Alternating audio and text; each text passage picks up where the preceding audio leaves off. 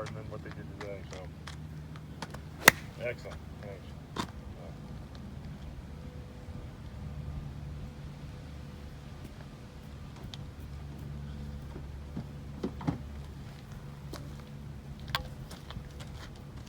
Got some new sticks, Don. Did you? What'd you get? Ben Hogan? These sexy ass Hogan clubs. Wow, nice. Have you hit them? I mean, I'm just breaking them in. Just breaking them in. What do they feel like? Any different?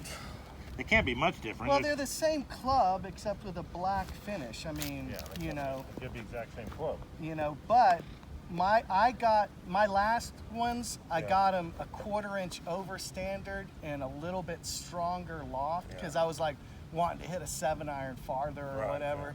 Yeah. These are what they should be, and I feel more comfortable. Are they off the rack or no? No, they're fitted for me. You've got them. They have my specs. Yeah. So.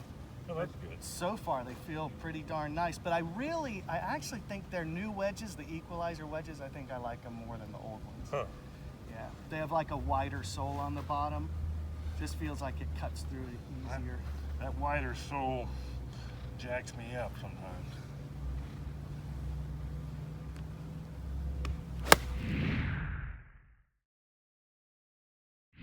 Hey guys, Christo Garcia, My Swing Evolution. I am so fired up. I've got some new toys that I will be doing a review of tomorrow, a formal review. So that's got me really excited. And I'm excited because tomorrow after my club review, I will be talking to the co-author of The Impact Zone. Yes, Andy Brummer. You guys, I'm a huge fan of Bobby Clampett and his golf swing. I actually got to work with Bobby Clampett about 10 years ago. And I was a crappy golfer back then. I was just a TV producer. We made rules of the game for CBS Sports. And that was right around the time the Impact Zone came out. And he was explaining to me where the swing bottom is for a pro golfer versus an amateur. And that really, really was one of the founding principles that started my swing evolution. So I'll be discussing Andy's work on his book, and we will be discussing the Hogan Code. If you haven't picked this up, I'll tell you, it's a great buy. For the price of a box of golf balls, you can learn everything that I learned on my swing evolution to learn how to swing like Ben Hogan. So that's going to be awesome. And then the day after that, I've got a big lesson booked with Greg McHatton, so stay tuned. That's going to be dynamite too. Now here's the crazy thing. Andy Brummer knows Greg McHatton. They work together. Andy took lessons from him, and they're both Ben Doyle people and Homer Kelly and all kinds of craziness there. So I don't even want to get mired in all the minutia that it could be, but it's going to be dynamite.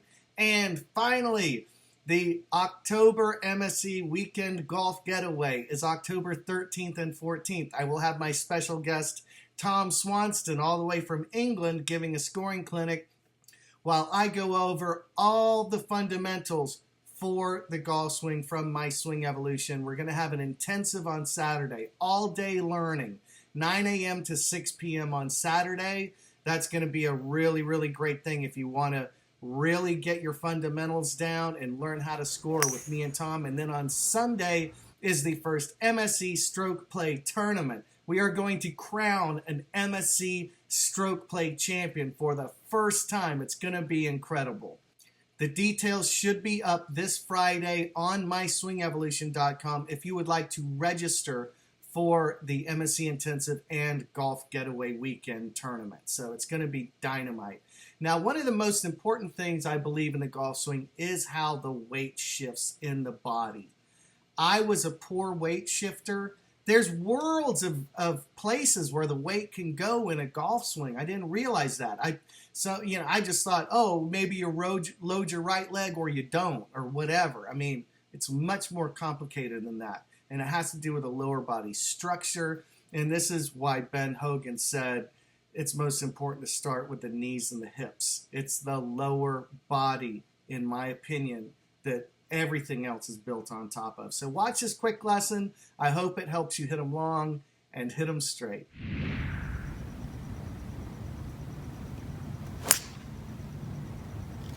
That felt pretty good. That looks pretty good. Definitely something happening back here.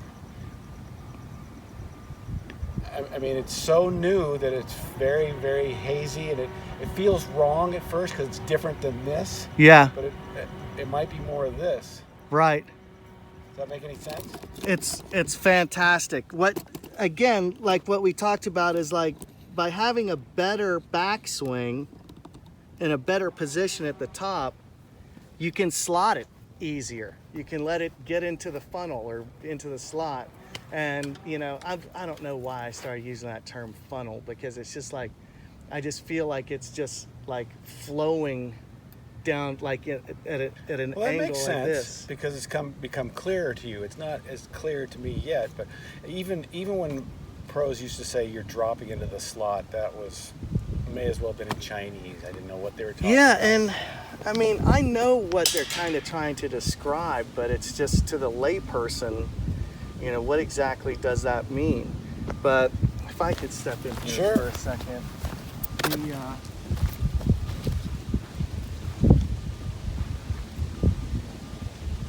By being able to be here, the circle, like essentially when that elbow comes down on my side, it's death for me is hands getting ahead of the turn. Okay. You know, but really, as I'm like, I like to see that your posture's over a little bit more, because that allows the club to come like right down the top. bent over a little The top. Oh my God, yes. Okay. Every single great golfer you'll see, they have a nice hinge at their hips here as they're coming into the ball. In fact, I could use more myself. Now, when you're in your ideal posture here, do you feel like you're got more weight, or it's right centered, or more towards the heels? For me, the key is the heels, without question. Okay, and Ben Hogan said 3 times in power golf the weight is through the heels in the golf swing. That's why I said I felt a little funny, because I felt like I'm getting my head way over my toes. You're feeling it in the balls of your feet. More almost in the toes. If you can find the balance Right. of like being over, but but your on weight the is heels. deep. I went to yoga class this morning, and I'm working with these great movement people, and one of the poses we do is called a chair pose, and it's foundation work, where essentially she's like, okay, get your knees over your heels, your butt as far my back as you goodness. can, I can't do that. but with your your hands up like this. Right. And it was so funny because it's like you want to be as far back as you can get, without falling over backwards, Right. like this. And it's pretty remarkable, because I played forever like this, and this is Right, what right, I would do. But this type of work can show you where your center of gravity is. And the reason why I think it's so important to work from the heels, a lot of people say you want to be even, like if you're a basketball guard or something like this.